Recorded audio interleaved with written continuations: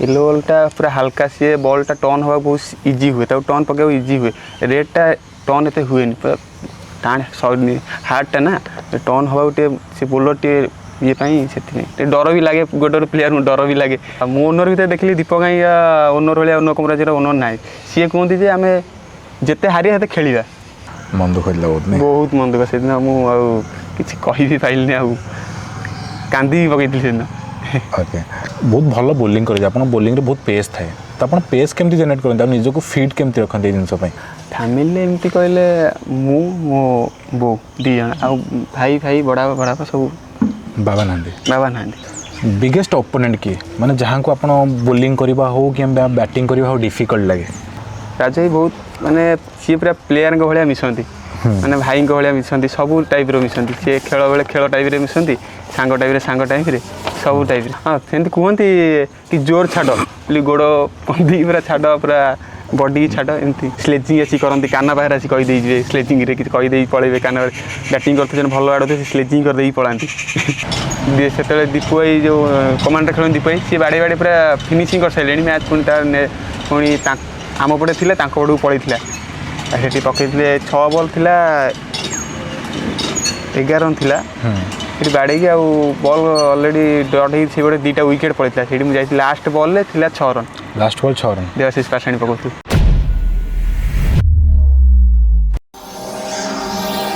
नमस्कार जय Jagannath welcome back to our channel SDC blogs आस बोलिबा आज आमर अतिथि भाव में एमती जन गेस्ट अच्छा जी कि बहुत कम समय ओडिशा टेनिस क्रिकेट राज कर जितेबाला इमेज 11 आकाश पात्र और इमरान खान का भाया लीजेंड प्लेयर माने उपस्थित नथिले सही टाइम रे निजर उपस्थिति जाहिर करी 2025-26 सीजन रे इमेज 11 को सक्सेस करबार तांकर भूमिका ग्रहणीय एभली जने प्लेयर गोटे छोट गाँव रु बाहरी सारा ओडिशा रे निजर ना सृष्टि कर परथिबा एमि जने प्लेयर से कहीं नहते आमर अति प्रिय डगलेस मुन्ना वेलकम टू आवर शो भाई जमती मैं एक्चुअली आपन नाटा कोन एक्चुअली मो नाला डाक ना मुन्ना बारिक माने परिचित है डगलेस नहीं एक्चुअली फुल नाटा कौन फुल नाटा है क्षीरोद बारिक तो आपण घर कौटी आप डिस्ट्रिक्ट रू बिलंग्स करती आम घर है प्रॉपर घर है सातुआपाटना मु बिलंग्स करे जाजपुर रोड माने मु जन्म है सातुआपाटना मु सदा रहे जाजपुर रोड रे ही रुए ओके तो क्रिकेट प्रति आग्रह केमती पड़ता क्रिकेट आमर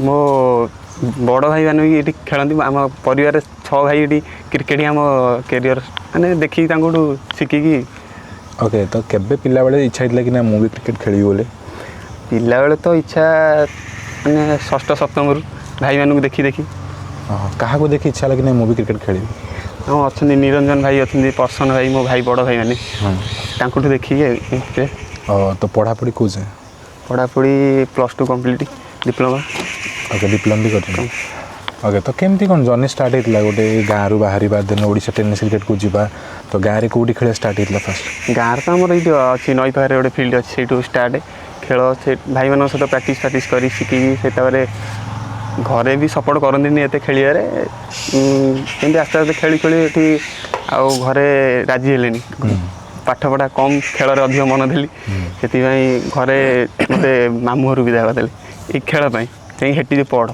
सेठी पढ़ी सेठी मुझे वर्षे खंडे कंटिन्यू पाठ पढ़ी तापर एमती आउ मन है पुणी से खेल को पड़ी घरे रागंती बहुत रागंती तो एबे केमती कोन एबे तो प्राय तुम ओडिशा को बुली खेलुछ सब आड़े प्राय घरे सपोर्ट कलेंटी घरे सपोर्ट कलेंटी ओके तो केबे तुम टूर्नामेंट खेल स्टार्ट केबे हला तुम मु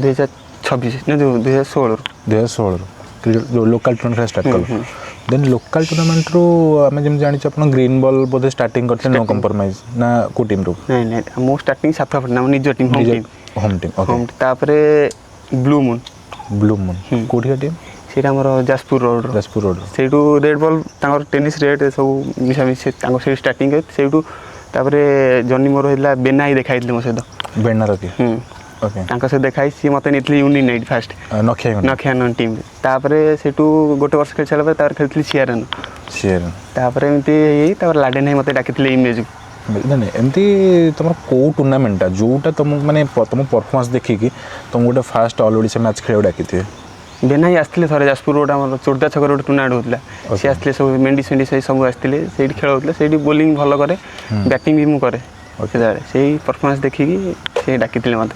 ଏମିତି ଗୋଟେ ଟୁର୍ଣ୍ଣାମେଣ୍ଟ ଯେଉଁଟାକି ତୁମ ଲାଇଫ୍ର ଟର୍ନ ଅରାଉଣ୍ଡ ଯେମିତି ଲାଗିଲା କି ତୁମେ ହେଇଟାରେ ହିଁ ବେଷ୍ଟ ପରଫର୍ମାନ୍ସ ଦେଇଥିଲ ଯାହାଫଳରେ ତୁମେ ଆଜି ଯେଉଁ ପ୍ଲେସ୍ରେ ପହଞ୍ଚି ପାରିଛ ଅଲ୍ ଓଡ଼ିଶା ସବୁଆଡ଼େ ବୁଲିକି ଖେଳୁଛ। ଆମର ଏଇ ଲୋକାଲ୍ ଖେଳ ହେଉଥିଲା ଆମର ବାଘୁଆ ଯେଉଁ ଆମର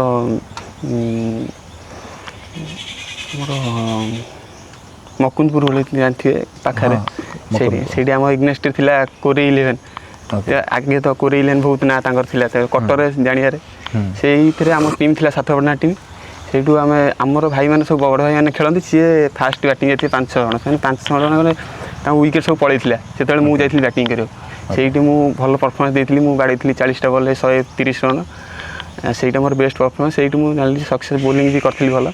ଅଲ୍ ଓଡ଼ିଶା ମ୍ୟାଚ୍ ତୁମେ କେଉଁଠି ଫାଷ୍ଟ ଖେଳିଥିଲ? ଅଲ୍ ଓଡ଼ିଶା ମ୍ୟାଚ୍ ମୁଁ ଫାଷ୍ଟ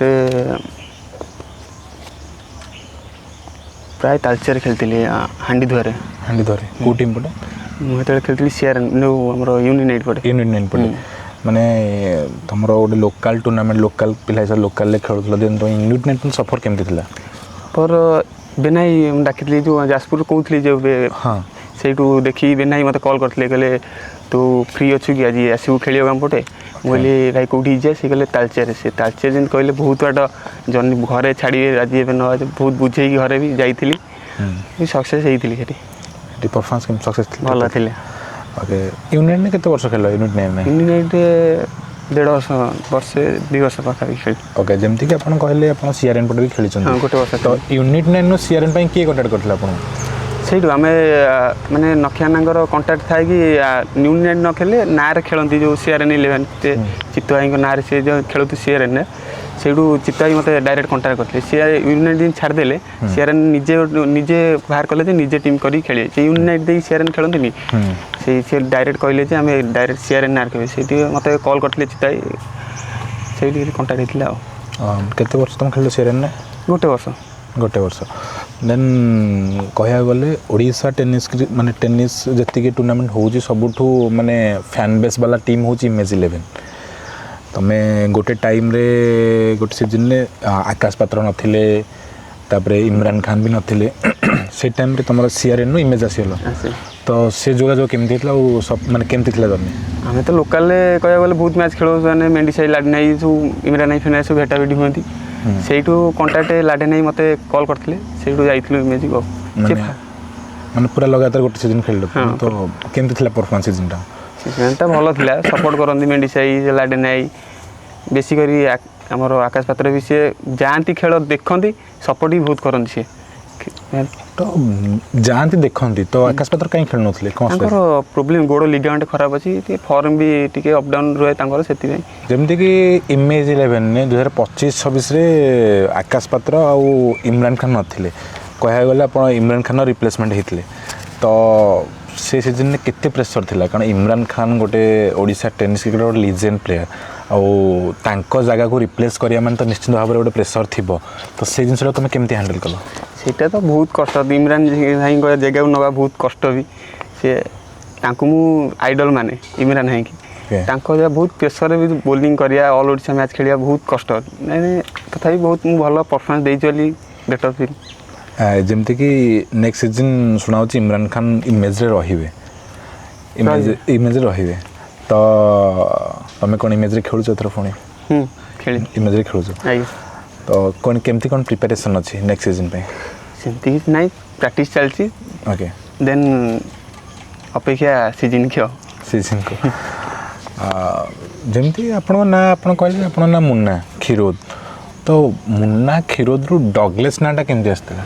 ସେଇଟା ମାମୁଁ ଘର ରହିବା ଭିତରେ ଭାଇ ଜଣେ ଆମେ ସେଇ ଗ୍ରାଉଣ୍ଡରେ ପ୍ରାକ୍ଟିସ୍ କଲାବେଳେ ମୁଁ ସଦାବେଳେ ଡଗ୍ଲେସ୍ ନଥିଲା ନାଁଟା ଥିଲା ଗଗ୍ଲେସ୍ ମୁଁ ତସମା ପିନ୍ଧିକି ସଦାବେଳେ ଆସେ ଯେତେବେଳେ ବୁଲି କୁଆଡ଼େ ଆସେ ଗଗ୍ଲେସ୍ ପିନ୍ଧିକି ଆସେ ସେ ଭାଇ ଜଣେ ମୋତେ ଦେଇଥିଲେ ଗଗ୍ଲେସ୍ ତୁ ସଦାବେଳେ ଗଗ୍ଲେସ୍ ନାଁ ଦେଇଥିଲେ ନାଁ ଦେଉ ସେଠି ଜଣେ ଭାଇ ଦେଖାହେଲେ ଯେ ମଣ୍ଟୁ ଭାଇ ମୋତେ ଯିଏ ଅଲ୍ ଓଡ଼ିଶା ମାନେ ଭିତରକୁ ନେବାରେ ତାଙ୍କର ହାତ ମଣ୍ଟୁ ଭାଇ ସିଏ ମୋତେ ନା ସେଠି ଯେଉଁଠି ଖେଳ ହୁଏ ସେ ସେଠି ଦେଇଦିଅନ୍ତି ମୁନା ନ ଦେଇ ଗଗ୍ଲେସ୍ ଦେଇଦିଅନ୍ତି ଗଗ୍ଲେସ୍ରୁ ଆସ୍ତେ ଆସ୍ତେ ଡଗ୍ଲେସ୍ ହେଇଗଲା ମାନେ ଗଗ୍ଲେସ୍ରୁ ଡଗ୍ଲେସ୍ ହେଇଗଲା ଓକେ ଦେନ୍ ମାନେ ତୁମେ ଗ୍ରୀନ୍ ରେଡ୍ ବଲ୍ଟା ଖେଳ ଇମେଜ୍ ପାଇଁ ଆଉ ସଫ୍ଟ ବଲ୍ ଯେଉଁଟା ୟେଲୋ ଟେନିସ୍ ସେଇଟା ତୁମେ ନୋ କମ୍ପ୍ରମାଇଜ୍ ପାଇଁ ଖେଳ ତ ନୋ କମ୍ପ୍ରମାଇଜ୍ ସଫର କେମିତି ଥିଲା ତୁମର କେତେ ବର୍ଷ ହେଲା ତୁମେ ଖେଳୁଛ ନୋ କମ୍ପ୍ରମାଇଜ୍ ଆସି ମୁଁ 3 ବର୍ଷ ହେଲା ଖେଳିଲିଣି 3 ବର୍ଷ ହେଇଗଲାଣି ଓକେ ତ କିଏ କଣ୍ଟାକ୍ଟ କରିଥିଲେ ଆପଣଙ୍କୁ ମୋତେ ରାଜୁ ବୋଲି ତାଙ୍କର ଗୋଟେ ଲେଫ୍ଟି ବୋଲର ଅଛି ତାଙ୍କର ହାତ ଗୋଟେ ସିଏ ମୋତେ କଣ୍ଟାକ୍ଟ ଫାଷ୍ଟ କରିଥିଲେ ତାପରେ ଦୀପକ ଭାଇ ଆସ୍ତେ ଆସ୍ତେ ଏମିତି କଥା ହେଇ ଓନର୍ ସହିତ କଥା ହେଇ ଏମିତି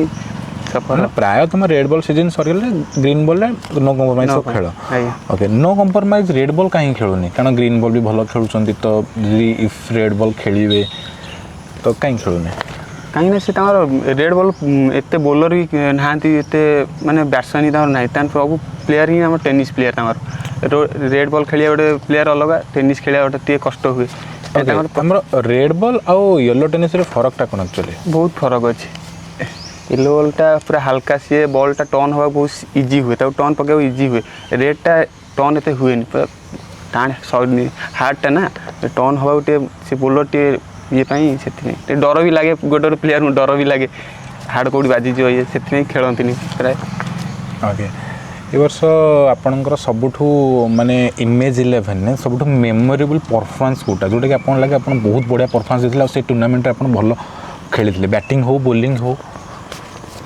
ଏଇଟା ମୁଁ ଫାଷ୍ଟ ଯେତେବେଳେ ଫାଷ୍ଟ ଯାଇଥିଲି ଇମେଜକୁ ଫାଷ୍ଟ ମ୍ୟାଚ୍ ଖେଳିଥିଲା ଆମର ସେ କରେ ସମ୍ବଲପୁର ସାଇଡ଼୍ ମନେ ପଡ଼ୁନି ଫାଷ୍ଟ ଟୁର୍ଣ୍ଣାମେଣ୍ଟ ଏଇଟା ହେଇଥିଲା ଅଲ୍ ଓଡ଼ିଶା ଫାଷ୍ଟ ଏଇଟା ମେଘରେ ବି ହେଇଥିଲା ଫାଷ୍ଟ ପରଫର୍ମାନ୍ସ ମୋର ସେଇଠି ମୁଁ ଦିଭରେ 3ଟା ୱିକେଟ୍ ନେଇଥିଲି ଆଉ ମାନେ ସବୁ ୱିକେଟ୍ ଯାଇଥିଲା ପରେ ଆମକୁ ବାଡ଼େଇଥିଲେ ଟୋଟାଲି ରନ୍ 60 ରନ୍ ମୁଁ ସେଇଠି ପ୍ଲସ୍ କରିଥିଲି 20-25 ରନ୍ ସେଇଠି ଫାଷ୍ଟ ମୁଁ ଜାଣିବାରେ ଫାଷ୍ଟ ବେଟର୍ ଦେଇଥିଲି ସେଇଠି ମୁଁ ଆଗକୁ ଜର୍ଣ୍ଣି କରିଥିଲି ଯେଉଁ ଇମେଜର ସେଇଟା ଜିତିଥିଲ ଫାଷ୍ଟ ମ୍ୟାଚ୍ ଜିତି ଯାଇଥିଲୁ ତାପରେ ଆମେ ସେମିଫାଇନାଲ୍ ହାରି ଯାଇଥିଲୁ ସେମିଫାଇନାଲ୍ ତ ଏମିତି ଗୋଟେ ଟୁର୍ଣ୍ଣାମେଣ୍ଟ ଫାଇନାଲ୍ରେ ତୁମେ ଭଲ ପରଫର୍ମାନ୍ସ କରିଥିବ ଯେଉଁଟା ଫାଇନାଲ୍ରେ ପରଫର୍ମାନ୍ସ କରିବା ତ ଇମେଜ୍ ତରଫରୁ ନାହିଁ ହଁ ଇମେଜ୍ ତରଫରୁ ହଉ କିମ୍ବା ଯେକୌଣସି ଟିମ୍ ଯେଉଁ ଯେତିକି ଆପଣ ଖେଳିଛନ୍ତି ରେଡ୍ ବଲ୍ ଇମେଜ୍ ତ ଫାଇନାଲ୍ ମ୍ୟାଚ୍ ଆମର କେଉଁଟା କହିବି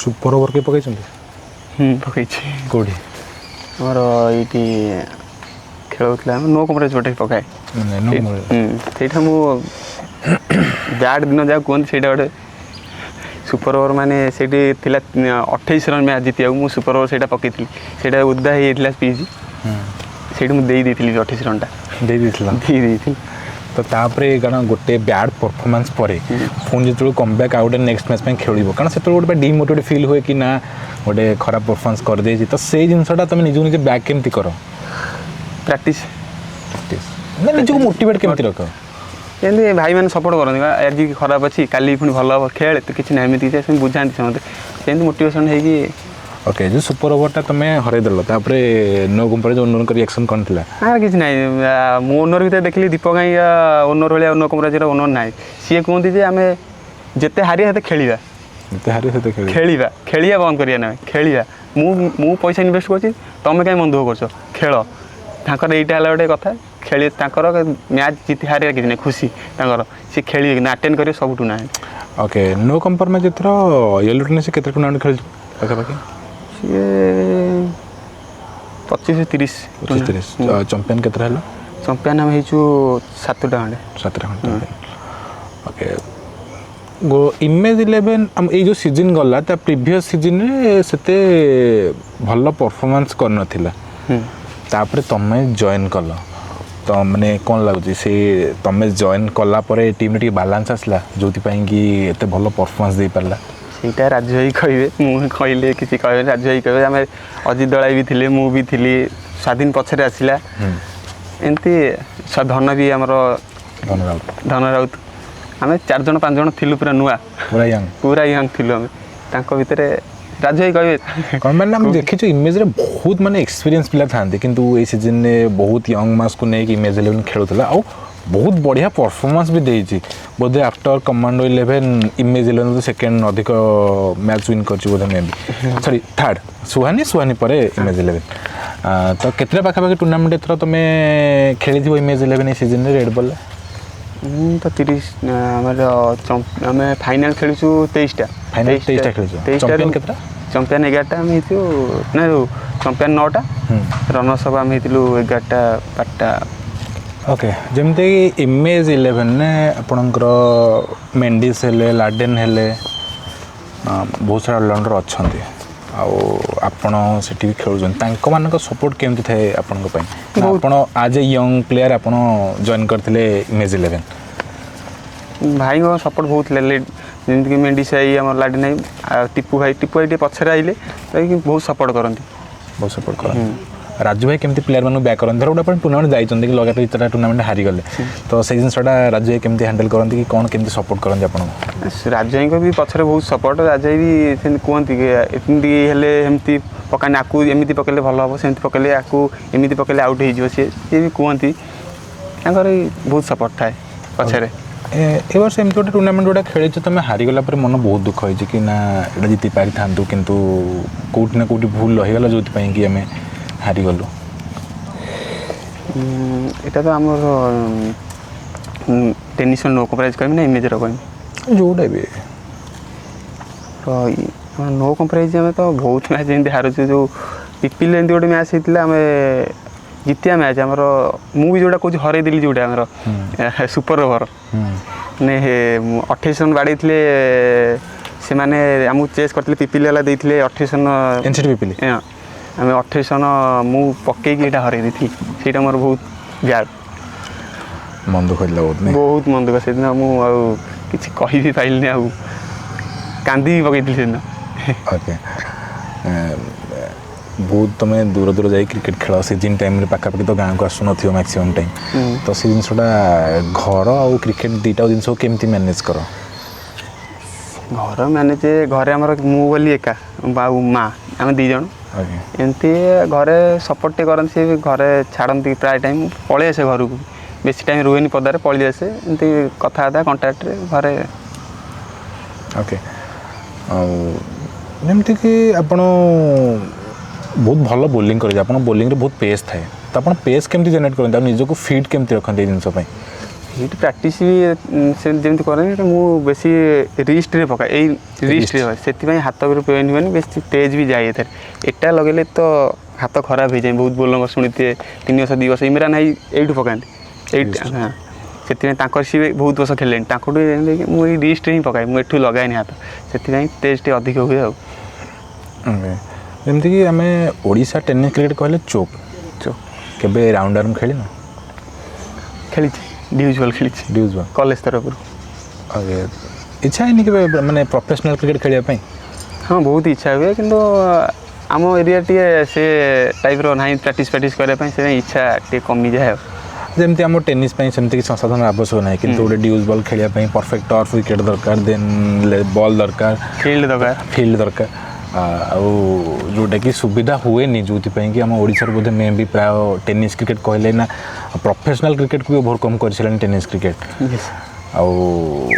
कौन लगुच जिनसा आम ओडिशा टेनिस क्रिकेट चौक रे हवा दरकार कि जमती देखुचे टेनिस क्रिकेट आईएसपीएल भी आम राउंड आर्म खेल हो आईसीएल भी होम राउंड आर्म तो से जिनसा केमी देखुच लोक राउंड आर्म को बेसी भल पाने जमी चौक होगला जे राउंड आर्म को बेसी भल पाने चौक देखा बेले कम ओभर बाड़े राउंड आर्म को सी बाड़े कि एत मजा लगे राउंड आर्म कम खाली छक्का बाड़े बोलिंग यहाँ विकेट जाऊँ छः टका तक मैच होते ये झगड़ा लगुते से जगह चौक को बहुत लोग एक्सेप्ट कर राउंड आर्म भी खेलियाटा उचित देख आमर कहले क्रिकेट कहले इट्स जेंटलमैन गेम किंतु आम देखुचे ओडिशा टेनिस क्रिकेट रे माने मैच रे पूरा अलग प्रकार ड्रामा हो झगड़ा से माने स्लेजिंग किंतु ये जिनसा केमी देखुच ये कौन हवा दरकार सेटा ना तो क्रिकेट किसी मजा ही आसोनी सेटा हवा दरकार टे बेसी नुहे जमी सब बेले हवा इमेज 11 ने मेंडिस लाडेन टिके पूरा आग्रेसिवली खेलती कि आम कमांडर चुई खेले भी आग्रेसिवली खेलती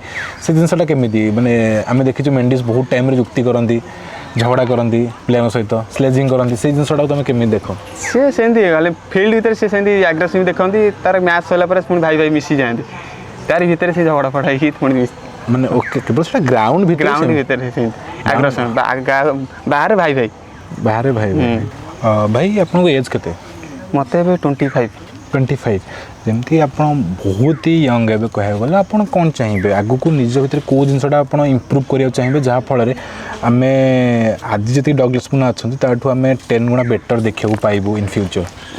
ବ୍ୟାଟିଂଟା ଟିକେ ଇମ୍ପ୍ରୁଭ୍ ଦରକାର ମୋର। ବୋଲିଂ ତ ଯେମିତି ଯାହା କରିଦେଉଛି, ବ୍ୟାଟିଂଟା ଟିକେ ମୋର ଟିକେ ସ୍ଲୋ ହେଉଛି, ସିଜିନ୍ରେ ଲାଷ୍ଟ ବି ଯାଉଛି ବ୍ୟାଟିଂ ପାଇଁ।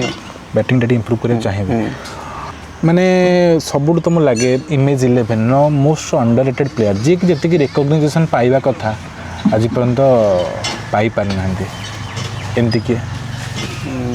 କିଏ ତ ସବୁ ଅଛନ୍ତି, ଆଉ କିଏ ମେଣ୍ଡିସାଇ ହଉ ଲାଡେନାଇ ସେ ସବୁ ପାଇଛନ୍ତି। ହଁ ସେମିତି ଆପଣ ଯେମିତି ନୂଆ ନୂଆ ଜଏନ୍ କରିଛନ୍ତି ଦେଖନ୍ତୁ ମାନେ କହିବାକୁ ଗଲେ ନା ଓଡ଼ିଶା ଟେନିସ୍ କ୍ରିକେଟରେ ମାନେ ଅଲରାଉଣ୍ଡର କହିଲେ ଦେବାଶିଷ ପାଟ୍ସାଣୀ, ହୀରାଲାଲ ମେଣ୍ଡିସ୍, ଲାଡେନ୍ এইভাবে মানে না করছেন ଆପଣ କେଉଁ ଜାଗାରେ ଆପଣ ନିଜକୁ ଦେଖିବାକୁ ଚାହିଁବେ ଆଉ କିଛି ବର୍ଷ ପରେ? ମୁଁ ବି ସେଇ ଦେବାଶିଷ ପାଟ୍ସାଣୀ ଭଳିଆ ଦେବାଶିଷ ପାଟ୍ସାଣୀ ମାନେ ଭଳିଆ ହେବାକୁ ଟ୍ରାଏ କରୁଛନ୍ତି। ସିଏ ISL ଖେଳିଥିଲେ ତ ସେ ଜିନିଷଟା କେମିତି ହେଉଛି ନା ରାଉଣ୍ଡର ନିହାତି ଦରକାର। ଆଜିକାଲି ରାଉଣ୍ଡର ବ୍ୟାଟିଂ କରିବାକୁ ପଡ଼ିବ କିମ୍ବା ବୋଲିଂ କରିବାକୁ ପଡ଼ିବ, ସେ ଜିନିଷ ଆପଣ ଚାହିଁବେ ନିଜକୁ ଇମ୍ପ୍ରୁଭ୍ କରିବା ପାଇଁ ମାନେ ଚୋକ୍ରୁ ରାଉଣ୍ଡରକୁ? চেষ্টা করিমু সেটা। ବୋଲିଂଟା ହେଇଗଲେ ତ ରାଉଣ୍ଡର ବ୍ୟାଟିଂଟା ଇଜି ହେଇଯାଏ, ବୋଲିଂଟା ଟିକେ କଷ୍ଟ ହୁଏ। ସେଟା ହେଇଗଲେ ବୋଲିଂଟା ମୋର ଟିକେ ବେଶୀ ଫୋକସ୍ ବୋଲିଂରେ, ବୋଲିଂଟାରେ ରାଉଣ୍ଡର ଟିକେ କଷ୍ଟ ହୁଏ ବଲ୍ ପକେଇବାକୁ, ସେଇଟା ହେଇଗଲେ କାରଣ ଧୀରେ ଧୀରେ ଦେଖିବା ଏବେ ଚୋକ୍ରୁ ଗୋଟେ ଏବେ ରାଉଣ୍ଡର ଫର୍ମାଟ୍କୁ ଗଲାଣି। ତ ଧୀରେ ଧୀରେ ଯେମିତି ଆମର କଳିଙ୍ଗ କପ୍ ହେଲା କିମ୍ବା ଢେଙ୍କାନାଳର ଅଧିକାରୀ ସାମଲ ହେଲା, ଏମିତି ଆଉ ବହୁତ ସାରା ଟୁର୍ଣ୍ଣାମେଣ୍ଟ ରାଉଣ୍ଡର ହେଉଛି। କେଉଁଝର ତ ପୁରା ଗଡ଼ ରାଉଣ୍ଡରର। ତ ଚାହୁଁଛ ସେ ଜିନିଷଟା ତୁମେ ନିଜ ନିଜ ଭିତରେ ଇମ୍ପ୍ରୁଭ୍ କରିବାକୁ ଚାହିଁବ ଆଗକୁ? ସେଇଟା ତ ଆମେ ଚେଷ୍ଟା କରୁଛୁ, ସେଇଟା ରାଉଣ୍ଡର ଖେଳିବାକୁ ପ୍ରାୟ ଟାଇମ୍ ବ୍ୟାଟିଂ ଫ୍ୟାଟିଂ ହଉ, ବୋଲିଂ ତ ଏତେ ଇଜି ନୁହେଁ, ବ୍ୟାଟିଂ ପାଇଁ ଟ୍ରାଏ କରୁଛୁ ଆଉ। ଓକେ, ମାନେ କଳିଙ୍ଗ କପ୍ ଆପଣ ଦେଇଥିଲେ କଳିଙ୍ଗ କପ୍ ପାଇଁ? ନାଇଁ ଦେଇନାହାନ୍ତି, ସିଲେକ୍ସନ୍ ହେଇନାହାନ୍ତି। ଆଉ ମାନେ ଏମିତି ଗୋଟେ ଟାଇମ୍ ଯେତେବେଳେ ଆସିଥିବ ମାଇଣ୍ଡରେ କି ମାନେ ବହୁତ ମାନେ ଲାଇଫ୍ର ଗୋଟେ ମାନେ ଅପ୍ ଡାଉନ୍ ଫେଜ୍ ଆସିଥିବ, ଯେଉଁ ଟାଇମ୍ରେ ତୁମକୁ ଇଚ୍ଛା ହେଇଥିବ କି ନାହିଁ କ୍ରିକେଟ୍ ଫ୍ରିକେଟ୍ ଛାଡ଼ିଦେବି, କିଛି ଅଲଗା ଜିନିଷ କରିବି? ଲାଇଫ୍ରେ ଆସିଥିଲା ଗୋଟେ ମ୍ୟାଚ୍ ଆମର ସବୁଠୁ ଓଡ଼ିଶାରେ ଯେଉଁଟା ବଡ଼ ଟୁର୍ଣ୍ଣାମେଣ୍ଟ ହୁଏନି କି ବାଗେଡ଼ିଆ, ସେଇଠି ଲାଇଫ୍ରେ ଆସିଥିଲା ଯେ ମୁଁ ଖେଳ ସେଇଠି ଛାଡ଼ିଦେବି। ମ୍ୟାଚ୍ ସେଇଠି ଗୋଟେ ମ୍ୟାଚ୍ ଏମିତି ହେଇଥିଲା ସେମିଫାଇନାଲ୍ ମ୍ୟାଚ୍, ମୁଁ ହରେଇ ଦେଇଥିଲି ଅଲରେଡ଼ି। ୟୁନିନାଇଟ୍ ପଟେ ଖେଳିକି ହରେଇ ଦେଇଥିଲି ମ୍ୟାଚ୍ଟାକୁ, ମୁଁ ଏକା ହରେଇ ଦେଇଥିଲି। ମାନେ କ'ଣ ସେ ଷ୍ଟୋରି କେମିତି କ'ଣ ଥିଲା? ଷ୍ଟୋରି ହେଲା କି 15 ଓଭରରେ ମ୍ୟାଚ୍ ହେଇଥିଲା, କମାଣ୍ଡ ମ୍ୟାଚ୍ ଥିଲେ, କମାଣ୍ଡ ଇଲେଭେନ୍ ସହିତ ମ୍ୟାଚ୍ ଥିଲା। ଆମେ ୟୁନାଇଟ୍ ପଟେ ଖେଳୁଥିଲୁ ସେତେବେଳେ। ସେଇଟା ମ୍ୟାଚ୍ ସିଏ ବାଡ଼େଇଥିଲେ ନା ଆମେ ବାଡ଼େଇଥିଲୁ ଫାଷ୍ଟ 15 ଓଭରରେ ହାର୍ଡ଼ଲି 110-15 ବାଡ଼େଇଥିଲୁ।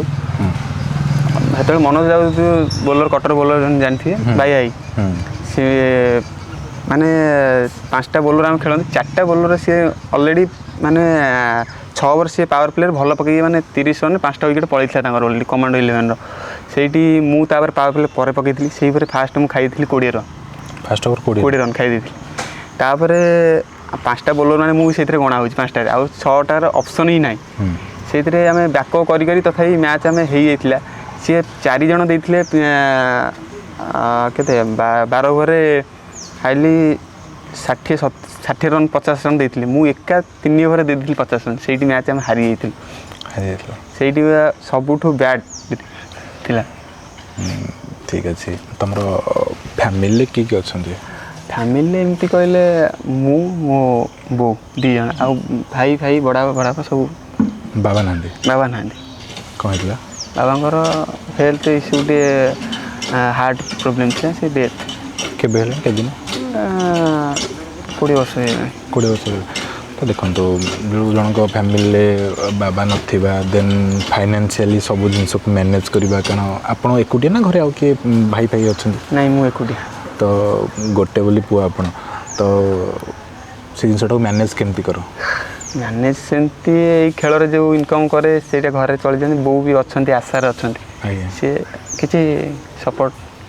ମାନେ କ୍ରିକେଟରୁ ଯେଉଁ ଓଡ଼ିଶା ଟେନିସ୍ ଖେଳରୁ ଯେତିକି ଇନକମ୍ ହେଉଛି ଆପଣଙ୍କୁ କ'ଣ ଲାଗେ ମାନେ ଘର ଚଳିପାରିବ?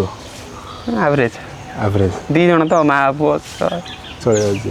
ଯେମିତି ଆଗକୁ ଆପଣ ବାହାସାହା ହେବେ, ଫ୍ୟାମିଲି ବଢ଼ିବ, ତ କ'ଣ ଲାଗୁଛି ଟେନିସ୍ କ୍ରିକେଟ୍ ଆପଣ କେତେ ଦିନ ପର୍ଯ୍ୟନ୍ତ ଆମେ ଟେନିସ୍ କ୍ରିକେଟ୍ ଆପଣ ଦେଖିବାକୁ ପାଇବୁ କି ସେଇ ଜିନିଷ ଯେତିକି ଇନକମ୍ ହେଉଛି ଆପଣଙ୍କୁ କ'ଣ ଲାଗୁଛି ଆଗକୁ ସେତିକି ତା'ର ଅଧିକ ଇନକମ୍ ହେଇପାରେ ଯେ ଗୋଟେ ଲୋକ ଫ୍ୟାମିଲି ଚଳେଇକି ମାନେ ଖେଳିକି ଘର ଚଳେଇ ପାରିବ? ଖେଳିକି ତ ଚଳେଇ ହେବ, ମୋ ଜାଣିବାରେ ଚଳେଇ ହେବ, କିନ୍ତୁ ଲଙ୍ଗ୍ ନୁହେଁ। ଯେଉଁ ପର୍ଯ୍ୟନ୍ତ ଫର୍ମ ତୁମର ଥିବ ସେଇ ପର୍ଯ୍ୟନ୍ତ ଇନକମ୍ କରୁଥିବ। କ୍ରିକେଟ୍ ଟେନିସ୍ କ୍ରିକେଟ୍ ହେଲା, ଏଇଟା ହେଲା ଇଏ, ଯେଉଁଠୁ ଫର୍ମ ପଳେଇବ ସେଇଠୁ ତୁମେ ଡାଉନ୍ ହେଇଯିବ, ସେଇଠୁ ରୋଜଗାର କମ୍ ହିଁ ଯିବ। ସେଇଟା ବି ପୁରା ପରମାନେଣ୍ଟ ନୁହେଁ ଯେ ଖେଳରେ ତୁମେ ଭବିଷ୍ୟତ ପୁରା କରିବ। ଯେଉଁ ପର୍ଯ୍ୟନ୍ତ ଫର୍ମ ଅଛି ସେପର୍ଯ୍ୟନ୍ତ ଆମେ ଖେଳୁଥିବୁ, ଯେଉଁଠି ହେଲେ ଆମେ ଜବ୍ ପୁଣି ଟ୍ରାଏ କରିବୁ। ଅଲଗା କିଛି ପାଇଁ ଇଏ କରିବ। ତ କଷ୍ଟ ଲାଗେନି ବେଳେବେଳେ ଏକା? ବହୁତ କଷ୍ଟ। ଜିନିଷଟାକୁ କେମିତି ଦେଖ ତମେ? ମୁଁ ପୁରା ଦେଖେ ଏଇଥିରେ କିଛି ତ ଇମ୍ପ୍ରୁଭ୍ ହେଉଛି। ଇମ୍ପ୍ରୁଭ୍ ହେଉଛି। ଓକେ, ଭାଷା କେବେ ହେଉଛନ୍ତି ନା ଏବେ ନାହିଁ ପ୍ଲାନିଂ? ସେଇଟା ଘରେ ଡିଟେଲ୍ କରି ଘରେ ଡିସାଇଡ଼୍ କରିବେ। ଆପଣଙ୍କର ଗୋଟେ ଫେଭରାଇଟ୍ ଗ୍ରାଉଣ୍ଡ ଯେଉଁଠି ଖେଳିବାକୁ ଭଲ ଲାଗେ ଓଡ଼ିଶା ଟେନିସ୍ କ୍ରିକେଟରେ?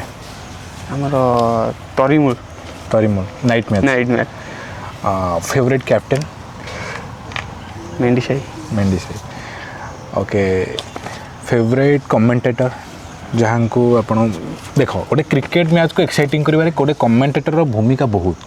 ଏମିତି କେଉଁ କମେଣ୍ଟେଟର ଯାହାଙ୍କର ଆପଣ ଭଲ ଲାଗେ? ବାଣୀ ଆମର ବୁଧଦେବ। ଓକେ, ଗୋଟେ ଡ୍ରିମ୍ ଯେଉଁଟା ତୁମେ ଲାଇଫ୍ରେ ଆଚିଭ୍ କରିବାକୁ ଚାହିଁବ?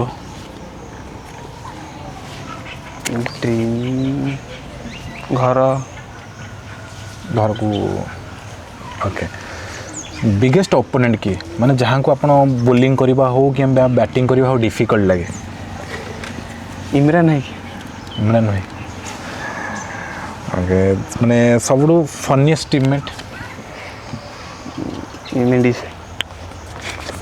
ମେଣ୍ଡି ସାହି। ଠିକ୍ ଅଛି, ଏବେ ଆପଣ ରାଜୁ ଭାଇଙ୍କ ବିଷୟରେ କ'ଣ କହିବେ? ରାଜୁ ଭାଇକି ତ ଯେତେ କହିଲେ କମ୍ ପଡ଼ିବ, କିନ୍ତୁ ରାଜୁ ଭାଇ ବହୁତ ମାନେ ସିଏ ପୁରା ପ୍ଲେୟାରଙ୍କ ଭଳିଆ ମିଶନ୍ତି, ମାନେ ଭାଇଙ୍କ ଭଳିଆ ମିଶନ୍ତି, ସବୁ ଟାଇପ୍ର ମିଶନ୍ତି। ସିଏ ଖେଳ ବେଳେ ଖେଳ ଟାଇପ୍ରେ ମିଶନ୍ତି, ସାଙ୍ଗ ଟାଇପ୍ରେ ସବୁ ଟାଇପ୍ରେ। ଓକେ, ବହୁତ ଭଲ। ଆଉ ଏଦିନ ଖେଳିବା ଭିତରେ ତୁମକୁ ଲାଗେ କେଉଁଟା ତୁମର best bowling spell? Best bowling play ହେଲା ଆମର ପକେଇଥିଲି ଆମର ଭୁବନେଶ୍ୱର ଗୋଟେ ମ୍ୟାଚ୍ ହେଉଥିଲା, ସେଇଠି 2 ବାର ପକେଇଥିଲି, 5ଟା ୱିକେଟ୍ ନେଇଥିଲି, 3 ରନ୍ ଦେଇଥିଲି। ଏଇଟା କହିଲେ ବେଷ୍ଟ। ଆଉ best batting innings? Best batting ଯେଉଁ ଷ୍ଟାର୍ଟିଂରେ କହିଥିଲି, ଯେଉଁ 130 ରନ୍ ବାଡ଼େଇଥିଲି। କେଉଁଠି କଲେ? ଆମର ମକୁନ୍ଦପୁର ଗ୍ରାଉଣ୍ଡରେ। ଓକେ, ଏମିତି ଗୋଟେ ମାନେ ବ୍ୟାଟିଂ ପାର୍ଟନର ଯାହା ସହ ଆପଣଙ୍କୁ ଖେଳିବାକୁ ଭଲ ଲାଗେ? ବ୍ରାଭୋ ଭାଇ। DJ bravo, no compromise. Okay, ଏମିତି ଆପଣଙ୍କର ବହୁତ ଫ୍ୟାନ୍ ଫଲୋଇଂ, ମାନେ ବହୁତ କମ୍ ଦିନରେ ଆପଣ ଓଡ଼ିଶା ସାରା ସବୁ ଜାଗାରେ ଆପଣ ନାଁ କରିଛନ୍ତି।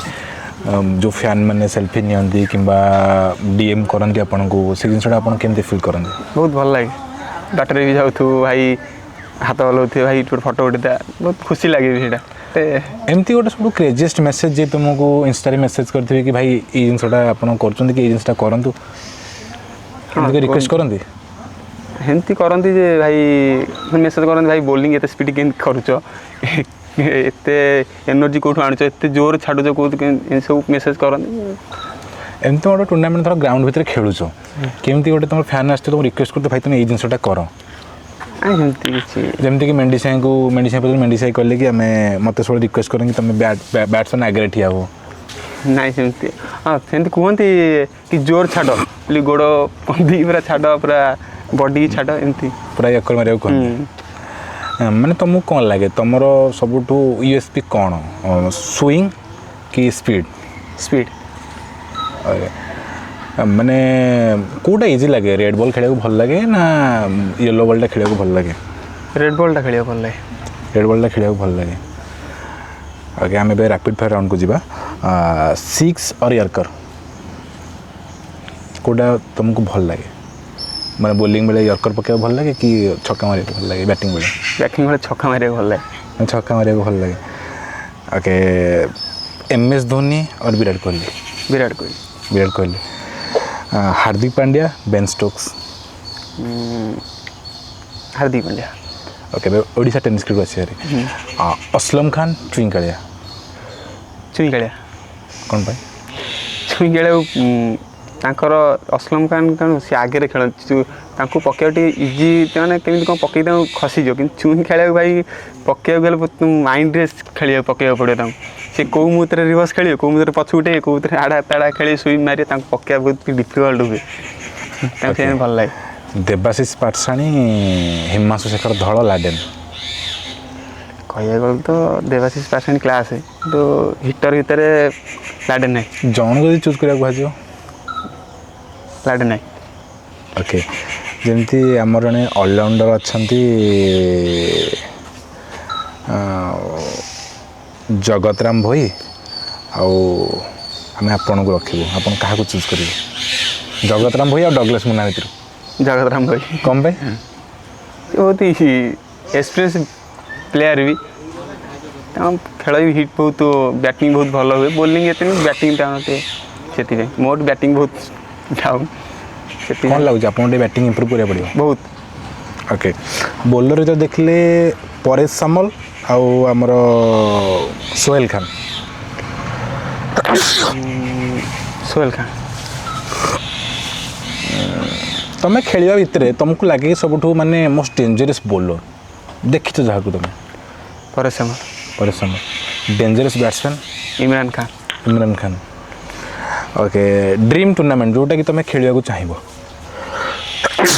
କି ଜିତିବାକୁ ଚାହିଁବ? ବାଗେଡ଼ିଆ। ବାଗେଡ଼ିଆ। କେବେ ଜିତିନ ଆଜି? ନାଇଁ ଆଜ ଏ ଟିମ୍ ପ୍ଲେୟାର। ଓକେ ଭାଇ, ଏବେ ମୁଁ ଆପଣଙ୍କୁ କିଛି ପ୍ଲେୟାରଙ୍କ ନାଁ କହିବି, ତାଙ୍କ ବିଷୟରେ ଆପଣ କିଛି କହିବେ। ମାଣିକ ଚାନ୍ଦ। ମାଣିକ ସାହି ସହିତ ଏତେ ମିଶିନି, ସେ କୁଲ୍ ପୁରା ଶାନ୍ତ, ପୁରା ଯାହା କୁହନ୍ତି ଏତେ ଆଗ୍ରେସିଭ୍ ମ୍ୟାଚ୍ ଭିତରେ ହୁଅନ୍ତି କିନ୍ତୁ ପଦାରେ ତ ମିଶିବା ଭିତରେ ଏତେ ଭଲ ଲାଗନ୍ତି। ଖେଳ କେମିତି ଲାଗେ ତାଙ୍କର? ଖେଳ ବି ବହୁତ ଭଲ ଲାଗେ, ଅଲରାଉଣ୍ଡର ସେ ବହୁତ ବଢ଼ିଆ। ଓକେ, ମେଣ୍ଡିସ୍। ମେଣ୍ଡିସ୍ ଭାଇଙ୍କ କଥା ତ କ'ଣ କହିବି, ସେ ତ ସମୟରେ ଦେଖିବେ ଅଲ୍ ଓଡ଼ିଶା ଲୋକ ତ ଦେଖୁଛନ୍ତି ତାଙ୍କୁ, ଆଗ୍ରେସିଭ୍ ଯେତିକି ଫନି ସେତିକି କ୍ରିକେଟ୍ ବି ତାଙ୍କର ବହୁତ। DJ bravo. ଡିଜେ ବ୍ରାଭୋ ଭାଇ ତ କିପିଂ ତ ବହୁତ ବଢ଼ିଆ ତାଙ୍କର କିପିଂଟା ମୋତେ ବହୁତ ଭଲ ଲାଗେ। ଭଲ ଲାଗେ। ଚୁଇଁ କାଳିଆ। ଚୁଇଁ କାଳିଆ ତ ବ୍ୟାଟ୍ସମ୍ୟାନ୍, ବ୍ୟାଟିଂ ଆଉ ତ ଆଗ୍ରେସିଭ୍, ମଝିରେ ମଝିରେ ଯେଉଁ ସ୍ଲେଜିଂ ଆସି କରନ୍ତି, କାନ ବାହାରେ ଆସି କହିଦେଇଯିବେ ସ୍ଲେଜିଂରେ କିଛି କହିଦେଇ ପଳେଇବେ, କାନ ବ୍ୟାଟିଂ କରୁଥିଲେ ଭଲ ବାଡ଼ୁଥିବେ ସେ ସ୍ଲେଜିଂ କରିଦେଇକି ପଳାନ୍ତି। ସେ ବେଶୀ ମାନେ କ୍ରିକେଟ୍ ଯେ ସ୍ଲେଜିଂ କରେ ସେ ହେଲା ଚୁଇଁ କାଳିଆ ଭାଇ। ସ୍ଲେଜିଂ କରନ୍ତି ବହୁତ କରନ୍ତି, ସ୍ଲିପ୍ରେ ଜଗିଥିବେ ନହେଲେ ଆଗରେ ଜଗିଥିବେ, ସ୍ଲେଜିଂ ସେ ବହୁତ କରନ୍ତି। ଓକେ, ଆଉ ଛୋଟୁ ଆକାଶ। ଛୋଟୁ ଆକାଶ ପୁରା ଭଲ ବ୍ୟାଟ୍ସମ୍ୟାନ୍ ହିସାବରେ, ମାନେ ମିଶାମିଶିବା ପ୍ଲେୟାର, ଅଲରାଉଣ୍ଡର ଯେଉଁ କୁହନ୍ତି ଭଲ। ଯେମିତି ଆମ ଓଡ଼ିଶା ଟେନିସ୍ କ୍ରିକେଟରୁ 2 ଜଣ ପ୍ଲେୟାର ଖେଳିଥିଲେ ଆମର ISPL, ଗୋଟେ ହେଲେ ଛୋଟୁ ଆକାଶ ଆଉ ରାଜା କୁସୁମ। ତ ଛୋଟୁ ଆକାଶକୁ ଆପଣ ବହୁତ ପାଖରୁ ଦେଖିଥିବେ, ତାଙ୍କ ସହ କେବେ ଖେଳିଛନ୍ତି ଆପଣ ଗୋଟେ ଟିମ୍? ଓକେ, ତାଙ୍କ ସହ ଖେଳିଛନ୍ତି, ତ ତାଙ୍କ ମାନେ କ'ଣ ଲାଗେ ତାଙ୍କର କେଉଁ ଜିନିଷଟା ତାଙ୍କୁ ଡିଫରେଣ୍ଟ କରେ ଯେଉଁଥିପାଇଁ କି ସେ ଯାଇକି ISPL ଖେଳିଲେ, ISPL ମଧ୍ୟ ଭଲ ପରଫର୍ମାନ୍ସ କଲେ ମାଝି ମୁମ୍ବାଇ ପାଇଁ? ତାଙ୍କର ପଏଣ୍ଟ କଭର୍ ଉପରେ ଯେଉଁ ସଟ୍ ମାରନ୍ତି ଆଉ ସୁଇପ୍ ବି ବହୁତ ଭଲ ମାରନ୍ତି, ତାଙ୍କ ସେଇଟା ତାଙ୍କ ପାୱାର ହିଟର ବି ବହୁତ ପାୱାର ହିଟିଂ କରନ୍ତି, ସେଥିପାଇଁ ସେ selection round. Okay, shot selection ବି ଭଲ ତାଙ୍କର। ଖଲ୍ଲାରୀ ଦୀପୁ। ଭଲ ବ୍ୟାଟ୍ସମ୍ୟାନ୍। ଓକେ, ଯେ ଆପଣଙ୍କୁ ଗୋଟେ ଜିନିଷ ଲାଗେନି ମାନେ ଯେତିକି ଆପଣ ଏବେ ଯେଉଁ ଷ୍ଟେଜ୍ରେ ଅଛନ୍ତି, ଆପଣଙ୍କ ସାଙ୍ଗରେ ଖେଳୁଥିବା ପ୍ଲେୟାର ବହୁତ ମାନେ ନାଁ କରିଗଲେଣି ଓଡ଼ିଶା ଟେନିସ୍ କ୍ରିକେଟରେ, ବୋଧହୁଏ ଆପଣ ସେ ଗୋଟେ ଟାଇମ୍ରେ ଖେଳିଥିବେ ଗୋଟେ ଟାଇମ୍ରେ, କିନ୍ତୁ ଏବେ ତୁମେ ଯେଉଁ ଜାଗାରେ ଅଛ କିନ୍ତୁ ସେ ଏବେ ଗୋଟେ ମାନେ ନେକ୍ସଟ ଲେଭେଲରେ ପହଞ୍ଚି ସାରିଲେଣି, ତ ଆପଣଙ୍କୁ କ'ଣ ଲାଗେ ଆପଣ କେଉଁ ଜିନିଷଟା କମି ରହିଗଲା ଯେଉଁଥିପାଇଁ କି ବହୁତ ଫେମସ୍ ଏବେ ଓଡ଼ିଶାରେ ବି ଟେନିସ୍ କ୍ରିକେଟ୍ ଆପଣ ସମସ୍ତେ ଜାଣିଛନ୍ତି, କିନ୍ତୁ ଯେତିକି ଲେଭେଲରେ ସେ ପହଞ୍ଚିଗଲେଣି ଆପଣ ସେଇ ଜିନିଷଟା କେମିତି ଦେଖନ୍ତି? ଦେଖେ ତାଙ୍କ ବହୁତ, ମୁଁ ବି ବହୁତ ଟ୍ରାଏ କରେ ତାଙ୍କ ସହିତ ପୁରା ଇଏ କରିବାକୁ, ତାଙ୍କ ଲେବୁଲ୍ରେ ହେବାକୁ, ବ୍ୟାଟିଂରେ ଟିକେ ଇମ୍ପ୍ରୁଭ୍ କଲେ ମୁଁ ବି ଜାଣିବାରେ ତାଙ୍କ ଲେବୁଲ୍ରେ ହେବାକୁ ଲାଗୁଛି ଆପଣ ବ୍ୟାଟିଂଟା ଇମ୍ପ୍ରୁଭ୍ କରିବାକୁ ପଡ଼ିବ। ତ ଆମକୁ କ'ଣ ଦେଖିବୁ ଏଇ ସିଜିନ୍ ଡଗଲେସ୍ ମୁନା ଗୋଟେ ଏକ୍ସଲେଣ୍ଟ ମାନେ ଫର୍ମରେ ରହିବ ଆଉ ଗୋଟେ ଆଉଟଷ୍ଟାଣ୍ଡିଂ ପରଫର୍ମାନ୍ସ ଦେବେ ଏଇ ସିଜିନ୍? ଟ୍ରାଏ ତ କରୁଛି, ପ୍ରାକ୍ଟିସ୍ ଚାଲିଛି, ଡେଲି ପ୍ରାକ୍ଟିସ୍ ଚାଲିଛି। ସେମିତି। ଏବେ ଯେମିତି ମନସୁନ୍ କପ୍ ହେଉଛି, ମନସୁନ୍ କପ୍ ଖେଳୁନାହାନ୍ତି? ହଁ ଖେଳୁଛି। ମନସୁନ୍ କପ୍ରେ ଗୋଟେ ଭଲ ପରଫର୍ମାନ୍ସ ଯେଉଁଟା ଏବେ ଦେଇଥିବେ? ଏବେ ରିସେଣ୍ଟ କେଉଁଝର ଆମର ଜଗତସିଂହପୁର ନା କେଉଁଝର ହଁ, ଆପଣ ଡ୍ରିମ୍ ଇଲେଭେନ୍ ଖେଳୁଥିଲେ, ଚମ୍ପିଆନ୍ ହେଲେ ବୋଧେ ସାର୍? ନାଇଁ, ରନର୍ସ ଅପ୍ ହେଲୁ ଆମେ ବ୍ୟାଡ୍ ଲକ୍ ପାଇଁ। ଧର ଆପଣଙ୍କୁ ଗୋଟେ ଅଥରିଟି ଦିଆଯିବ ଓଡ଼ିଶା ଟେନିସ୍ କ୍ରିକେଟରେ ଗୋଟେ ଜିନିଷ ଚେଞ୍ଜ କରିବା ପାଇଁ, ଆପଣ କେଉଁ ଜିନିଷ ଚେଞ୍ଜ କରିବାକୁ ପସନ୍ଦ କରିବେ? Choking bowling. ଓକେ, ଏମିତି ଗୋଟେ ମ୍ୟାଚ୍ ଯେଉଁଟାକି ତୁମକୁ ଲାଗିଲା କି ହଁ ଏଇ ମ୍ୟାଚ୍ଟା ଅଲମୋଷ୍ଟ ସମସ୍ତେ ଭାବି ନେଇଛନ୍ତି କି ଓଭର, କିନ୍ତୁ ତୁମ ହାତରେ ବ୍ୟାଟ୍ କିମ୍ବା ବଲ୍ ଅଛି ଆଉ ତୁମେ ସେ ମ୍ୟାଚ୍ଟାକୁ ଅନବିଲିଭେବଲ୍ ମ୍ୟାଚ୍ଟାକୁ ଜିତେଇ ଦେଇଛ?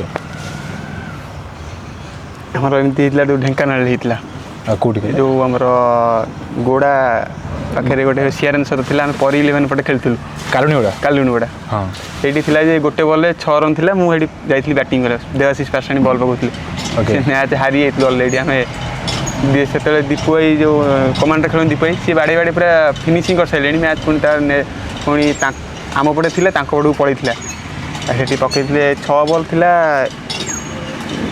11 ରନ୍ ଥିଲା ସେଠି ବାଡ଼େଇକି ଆଉ ବଲ୍ ଅଲରେଡ଼ି ଡଟ୍ ହେଇକି ସେ ଗୋଟେ 2ଟା ୱିକେଟ୍ ପଳେଇଥିଲା ସେଇଠି ମୁଁ ଯାଇଥିଲି ଲାଷ୍ଟ ବଲ୍ରେ ଥିଲା 6 run last ball 6 run Debashish Pashani ପକାଉଥିଲି ସେଇଠି ମୁଁ ଛକା ମାରିଦେଇଥିଲି ଆପଣ ଜିତିଥିଲେ ଫିନିସିଂ କରି ହଁ ସେ ଟୁର୍ଣ୍ଣାମେଣ୍ଟ ଆପଣ ଜିତିଥିଲେ ନା ଜିତି ଯାଇଥିଲୁ ସେ ଟୁର୍ଣ୍ଣାମେଣ୍ଟ ଜିତିଥିଲେ ଆପଣ କାଲୁଣୀଗୁଡ଼ାଟା ଓକେ ଏମିତି ମାନେ ଗୋଟେ ବ୍ୟାଟ୍ସମ୍ୟାନ୍ ଯାହାକୁ ତମେ ମାନେ ଆଉଟ୍ କରିବାକୁ ପସନ୍ଦ କର ପସନ୍ଦ ତ ଚିନ୍ମୟ ଚିନ୍ମୟ ଆଉଟ୍ କରିଛନ୍ତି ଏବେ ବହୁତ ଥର କରିଛି ଚିନ୍ନୁ ଭାଇ ତ ମାନେ ଗୋଟେ ଅଲଗା ପ୍ରକାର ଫର୍ମରେ ଥିଲେ ଏବେ ଓଡ଼ିଶା ଟେନିସ୍ କ୍ରିକେଟ୍ ଡନ୍ କହିଲେ ବିଶ୍ୱରଞ୍ଜନ ସାହୁ ତାଙ୍କୁ ନେଇ କ'ଣ କହିବେ ବହୁତ ମାନେ ଦେଖିବାକୁ ଗଲେ ତାଙ୍କଠୁ କିଛି ଶିଖିବାକୁ ବି ପଡ଼େ ତାଙ୍କ ବ୍ୟାଟିଂ ତାଙ୍କ ବଡି ଭଲ କ'ଣ ତାଙ୍କର କେଉଁ ଜିନିଷଟା ଭଲ ଲାଗେ ଆପଣ ବୋଲିଂ ନା ବ୍ୟାଟିଂ ବ୍ୟାଟିଂ ଆମେ ଯେମିତି ଜାଣିଛୁ ସେ ଫାର୍ଷ୍ଟରେ ବୋଲିଂ ପାଇଁ ଆସିଥିଲେ ଦେନ୍ ନିଜକୁ ନିଜେ ସେ ଇମ୍ପ୍ରୁଭ୍ କଲେ ବ୍ୟାଟିଂରେ ଏତେ ଇମ୍ପ୍ରୁଭ୍ କରିଦେଲେ ନା ଓଡ଼ିଶା ଟେନିସ୍ କ୍ରିକେଟ୍ରେ ରାଜ କରୁଥିବା ଗୋଟେ ପ୍ଲେୟାର ବ୍ୟାଟିଂଟା ଟିକେ ବହୁତ ଭଲ ଲାଗେ ତାଙ୍କଠୁ ତୁମେ ଶିଖ ଓକେ ଏମିତି ଗୋଟେ ମ୍ୟାଚ୍ ଯେଉଁଟା ମାନେ ତୁମକୁ ଲାଗେ କି ତୁମ ଲାଇଫ୍ରେ ଅଲୱେଜ୍ ମନେ ରହିବ ଆମେ ଯାଇଥିଲୁ ଓଡ଼ିଶା ବାହାରକୁ ଖେଳିବାକୁ ଗୋଟେ ମ୍ୟାଚ୍ ବିହାର ସେଇଟା ସଦାବେଳେ ମନେ ହିଁ ରହିବ କ'ଣ ଥିଲା ସେ ଷ୍ଟୋରି ଥିଲା ଯେ ଆମେ ସେଠି ପୁରା ଫିଲ୍ଡ ପୁରା ଏତେ ଖରାପ ଯେ ସେଠି 30-35 ରନ୍ ଆଟଲିଷ୍ଟ କରିଦେବ ମ୍ୟାଚ୍ ଜିତିଯିବ ଆମେ ସେଠି ଗୋଟେ ଫାଇନାଲ୍ ମ୍ୟାଚ୍ ଖେଳୁଥିଲୁ ଆମେ ବାଡ଼େଇ ତୁମେ କେଉଁ ଟିମ୍ ପଟେ ଯାଇଥିଲ ନୂଆ କମ୍ପାନୀ ଯାଇଥିଲା ଏଠି ଓଡ଼ିଶାରୁ ଯାଇଥିଲା ନୂଆ କମ୍ପାନୀ ସେଇଠୁ ଆମେ ସିଏ ବାଡ଼େଇଥିଲେ ଆମକୁ ଦେଇଥିଲେ 6 ଓଭରରେ 36 ରନ୍ କରିଥିଲେ ସେ 6 ଓଭର 36 ରନ୍ ଆମେ ଏଠି ଚୁଇଁ କାଳିଆ ଭାଇ ରାକେଶ ଜେନା ରିଭର୍ସ ରାକେଶ ସିଏ ଖାଇଥିଲେ ଅଲରେଡ଼ି ସବୁ ସେମାନେ ସବୁ ଆଉଟ୍ ହେଇଯାଇଥିଲେ ସେ 20 ରନ୍ 15 ରନ୍ କରିଥିଲେ ଏମିତି ଆଉଟ୍ ହେଇଯାଇଥିଲେ ସେଇଠି ମୁଁ ଖେଳିକି ମ୍ୟାଚ୍ ଜିତେଇ ଦେଇଥିଲି ବହୁତ କଷ୍ଟରେ ମ୍ୟାଚ୍ ସେଠି ଜିତି ଯାଇଥିଲା ପୁଣି ରାତି ହେଇଯାଇଥିଲା ମୁଁ ଫିନିସିଂ କରିପାରିଲି ମାରିକି ଖେଳ ମାନେ ଯେଉଁ ଡେଥ୍ କରି ମୁଁ କରିଦେଇଥିଲି 6 ବଲ୍ ଥିଲା 2 ରନ୍ ସେଇଠି ମୁଁ 4ଟା ବଲ୍ ଖାଇ ଦେଇଥିଲି 5ଟା ବଲ୍ ଖାଇ ଦେଇଥିଲି ତାପରେ ଲାଷ୍ଟ ବଲ୍ 2 ରନ୍ ଥିଲା ସେଇଠି ଦେବୀ ଭାଇ ଯାଇକି ମାରିକି ମ୍ୟାଚ୍ ଜିତେଇ ଦେଇଥିଲି ସେଇଟା ମୋ ଲାଇଫ୍ରେ ସବୁଠୁ ଗୋଟେ ମେମୋରେବଲ୍ ମ୍ୟାଚ୍ ରହିବ ଯେହେତୁ ମୁଁ ସେଠି କାନ୍ଦି ବି ପକେଇଥିଲି ଫିଲ୍ଡ ଭିତରେ କାନ୍ଦି ବି ପକେଇଥିଲି ସେ ମ୍ୟାଚ୍ ଆମେ ଏତେ ବାଟରୁ ଯାଇଥିଲୁ ସେଠି ୱିନର୍ ଥିଲା 70,000 ଥିଲା ରନର୍ ସବୁ ଥିଲା 20,000 ନା 22-25,000 ବହୁତ କମ୍ ଥିଲା ଆମେ ସେଇଠି ଚମ୍ପିଆନ୍ ବି ହେଇଥିଲୁ ବହୁତ ସେଇଠି ଫାର୍ଷ୍ଟ ଆମେ ନୋ ପରେ ଗତ ସିଜିନ୍ରେ ବହୁତ ଖରାପ ଖେଳିଥିଲୁ ସେଇଠି ଆମେ ବ୍ୟାକଅପ୍ କରିଥିଲୁ ସେଇଠି ଟୁର୍ଣ୍ଣାମେଣ୍ଟରୁ ଓକେ ଯେମିତିକି ଆପଣ କହିଲେ ଓଡ଼ିଶା ବାହାରକୁ ଯାଇଥିଲେ ତ ଓଡ଼ିଶା ବାହାରକୁ ଯାଇଥିଲେ ତ ରାଉଣ୍ଡ ଥିବ ପୁରା ନାଇଁ ଚୋକ୍ ଥିଲା ସେଠି ହଁ ଆରେ ଆମର RPL ଥିଲା ଏଇଟା ଯେଉଁ ହେଉଥିଲା ଦେଖିଥିବେ ଆପଣ ହଁ ତ କେତେ ଦିନ ପାଇଁ ଯାଇଥିଲେ ସେଇଟା ତ ଆମେ ଯାଇଥିଲୁ ମ୍ୟାଚ୍ ଯେଉଁଠି ତ ହାରିବୁ ସେଇଠୁ ପଳେଇ ଆସିବୁ ସେଠି ଆମେ ରହିଥିଲୁ 7 ଦିନ ମେଘ ପାଇଁ ଟିକେ ଡିଷ୍ଟାନ୍ସ ହେଇକି 7 ଦିନ ହେଇଯାଇଥିଲା ଏଠି ଯିବା ଆସିବା ସହ ଏମିତି ଗୋଟେ ଫନି ଇନସିଡେଣ୍ଟ ମ୍ୟାଚ୍ ଭିତରେ ଯେଉଁଟା ହେଇଥିବ ଯେଉଁଟାକି ମାନେ ତୁମର ମନେ ଥିବ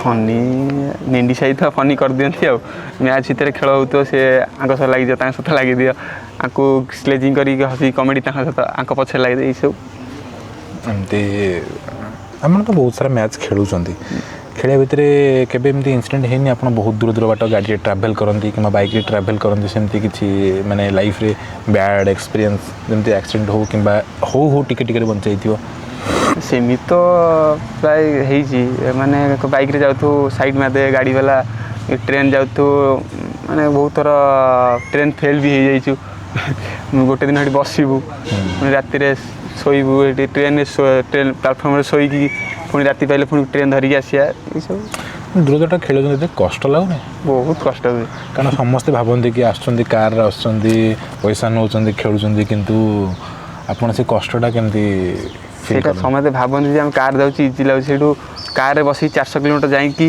ସାଙ୍ଗେ ସାଙ୍ଗେ ଖେଳିବା ରାତି ସାରା ଅନିଦ୍ରା ହେଇକି ସକାଳେ ଓହ୍ଲେଇକି ଘଣ୍ଟେ 2 ଘଣ୍ଟା ଶୋଇକି ତାପରେ ଖେଳିବା ସେଇଟା ଯେଉଁ କଷ୍ଟ ସେଇଟା ଯିଏ ଜାଣିଛି ସିଏ ଜାଣିଛି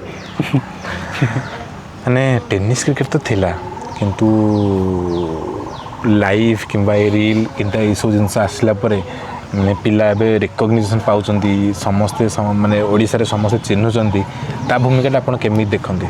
ତା ଭୂମିକା ତ ତା ଯେତେ କହିଲେ ବାଣୀ ହେଇକି ଇମ୍ପ୍ରୁଭ୍ କୁହାଯାଏ ସେ ତାଙ୍କ ଲାଗି ଲାଇଭ୍ ନ ହୁଏ ଏତେ ସବୁ ଅଲ୍ ଓଡ଼ିଶା ଯେଉଁ ଆମର ଟେନିସ୍ କ୍ରିକେଟ୍ ଏତେ ଇମ୍ପ୍ରୁଭ୍ ନ ହୁଏ ସିଏ ସେଇଥିରେ। ଓକେ, ଏବେ ଆମେ ଗୋଟେ ଡ୍ରିମ୍ ଟିମ୍ ବନେଇବା ଯଦି ଆପଣଙ୍କୁ କୁହାଯିବ ଆପଣଙ୍କୁ ମିଶେଇକି ଆପଣଙ୍କୁ କୁହାଯିବ ଗୋଟେ ଟିମ୍ ବନେଇବା ପାଇଁ ଧର ଆପଣ ଜଣେ ଆଉ 10 ଜଣ ଆପଣ ଗୋଟେ ଡ୍ରିମ୍ ଟିମ୍ ବନାନ୍ତୁ ଧର ଓପନିଂରେ କାହାକୁ ରଖିବେ? Opening Laden Mendis. Laden Mendis opening. First down? First down ରଖିବୁ Ajay Raut. Ajay Raut. Then 4 number? Tipu Sultan. 5 number? Chinnu ଭାଇ। ବିଶ୍ୱରଞ୍ଜନ ଚିହ୍ନ। 6 ନମ୍ବର? 6 ନମ୍ବର ରଖିବୁ Debashish Pattashani. Debashish Pattashani. 7 number? 7 number bowler ହିସାବରେ ରଖିବୁ ସୋହେଲ ଖାଁ। 8 ନମ୍ବର? ଯେଉଁ ଆମର Paresh Samal. 9 number? 9 number Koshala Raju. 10 number? 10 number Konark Sona. Konark Sona. Okay, ଆମେ ଯେତେବେଳେ ଆପଣଙ୍କୁ ଫୋନ୍ କରିଥିଲୁ ଆପଣ ଫାଷ୍ଟ ତ ଟାଇମ୍ ଦେଇନଥିଲେ ତାପରେ ଟାଇମ୍ ଦେଲେ ତ ଆପଣ ସବୁ କ'ଣ ଭାବିଥିଲେ ସେ ଜିନିଷଟା? ମୁଁ ଭାବିଥିଲି ମୁଁ ପ୍ରଥମ ତ ଦେବି କ'ଣ ପଚାରିବି ମୁଁ ଭାବୁଥିଲି ତ ମୁଁ କଲ୍ କରି ପଚାରିବି କ'ଣ ସବୁ ପଚାରିବ କ'ଣ ନାହିଁ ଏଇସବୁ ମୁଁ ତ କେବେ ଦେଇନି ଫାଷ୍ଟ ପ୍ରଥମ ଥର ତୁମକୁ ହିଁ ଦେଇଛି ଭାବିନଥିଲି କ'ଣ। ଯାହା ହଉ ଏତେ ସମୟ ଧରି ଆମେ କଥା ହେଲେ ବହୁତ ଭଲ ଲାଗିଲା ଆପଣଙ୍କ ସହିତ ବହୁତ ବହୁତ ଧନ୍ୟବାଦ। ଆଉ ଆପଣ ଏମିତି ଆଗକୁ ଖେଳନ୍ତୁ ବହୁତ ସାରା ମ୍ୟାଚ୍ ଆଗକୁ ତ ଆପଣ କ୍ୟାରିୟର ପଡ଼ିଛି ଭଗବାନ କରନ୍ତୁ ଆପଣ ଆହୁରି ଆଗକୁ ଯାଆନ୍ତୁ ଏମିତି ଆପଣ ଖେଳନ୍ତୁ ଓଡ଼ିଶାରେ ଆପଣଙ୍କ ନାଁ ହଉ ଆଉ ଏତେ ସମୟ ଟାଇମ୍ ଦେଇଥିବାରୁ ବହୁତ ବହୁତ ଧନ୍ୟବାଦ ଭାଇ। Thank you. ଆଉ କ'ଣ ମିଶିକି ବହୁତ ଭଲ ଲାଗିଲା ତୁମ ସହିତ କଥା ଭଲ ଲାଗେ ତୁମ ଏ ସମୟ ଧରି କଥା ହେଲେ କେମିତି ଫିଲ୍ ହେଲା ଆପଣଙ୍କୁ? ବହୁତ ବଢ଼ିଆ ଲାଗିଲା ତୁମ ସହିତ ମିଶିକି। ଓକେ, ବହୁତ ବହୁତ ଧନ୍ୟବାଦ। ଆଉ କ'ଣ କହିବାକୁ ଚାହିଁବେ ଲାଷ୍ଟ ଏଇଠି ଏଣ୍ଡ କରିବା ଆପଣ ଯିଏ ବି ଆପଣଙ୍କ ଫ୍ୟାନ୍ ହୁଅନ୍ତୁ କିମ୍ବା ଯିଏ ନୂଆ ପିଲା ଏ ଖେଳକୁ ଆସିବାକୁ ଚାହୁଁନ୍ତି ସେମାନଙ୍କୁ କ'ଣ କହିବାକୁ ଚାହିଁବେ? ଖେଳ ଅଲ୍ ଓଡ଼ିଶା ଆସିବାକୁ ହେଲେ ତୁମେ ଫାଷ୍ଟ ପ୍ରାକ୍ଟିସ୍ କର ପ୍ରପର୍ ପ୍ରାକ୍ଟିସ୍ କରି ଅଲରାଉଣ୍ଡର ହିସାବରେ ହେଲେ ତୁମେ ବହୁତ ଦିନ ଖେଳିବ। ଆଉ ଅନଲାଇନ୍ ବୋଲର ହିସାବରେ ଖେଳିଲେ ତୁମେ ଆଟଲିଷ୍ଟ ବହୁତ କମ୍ ବ୍ୟାଟ୍ସମ୍ୟାନ୍ କିନ୍ତୁ ଅଲରାଉଣ୍ଡର ଖେଳିଲେ ବହୁତ ଦିନ ତୁମେ ଖେଳିବ ଅଲ୍ ଓଡ଼ିଶାରେ ଖେଳ ବହୁତ ଚାନ୍ସ ବି ମିଳେ ଫୋକସ୍ କର ଯେ ଅଲରାଉଣ୍ଡର ହିଁ ବାହାରିବାକୁ। ଭିଡ଼ିଓଟି ଯଦି ଆପଣ ଲାଷ୍ଟ ପର୍ଯ୍ୟନ୍ତ ଦେଖୁଛନ୍ତି ବହୁତ ବହୁତ ଧନ୍ୟବାଦ। ଇଏ ଥିଲା ଆମ ଡଗଲେସ୍ ମୁନା ଯାହାଙ୍କ ସହିତ ଆମେ ବହୁତ ସାରା କଥା ହେଲେ ଆଉ ସେ ତାଙ୍କ ନାଁ କେମିତି ପଡ଼ିଲା ଡଗଲେସ୍ କିମ୍ବା ତାଙ୍କ କ୍ୟାରିୟର ଜର୍ଣ୍ଣି କେମିତି ଥିଲା ତାଙ୍କ ଷ୍ଟ୍ରଗଲ୍ ଷ୍ଟୋରି କେମିତି ଥିଲା ଆପଣମାନେ ଜାଣିଲେ। ଯଦି ଭିଡ଼ିଓଟି ଆପଣଙ୍କୁ ଭଲ ଲାଗିଛି ଭିଡ଼ିଓଟିକୁ ଲାଇକ୍ କରିବେ ସେୟାର କରିବେ ସବସ୍କ୍ରାଇବ୍ କରିବେ ବିଲକୁଲ ବି ଭୁଲିବେନି। ପୁନର୍ବାର ଦେଖା ହେବା ନୂଆ ଅତିଥି ସହିତ ରହିଲି ନମସ୍କାର ଜୟ ଶ୍ରୀ ଜଗନ୍ନାଥ। ଜୟ ଶ୍ରୀ ଜଗନ୍ନାଥ।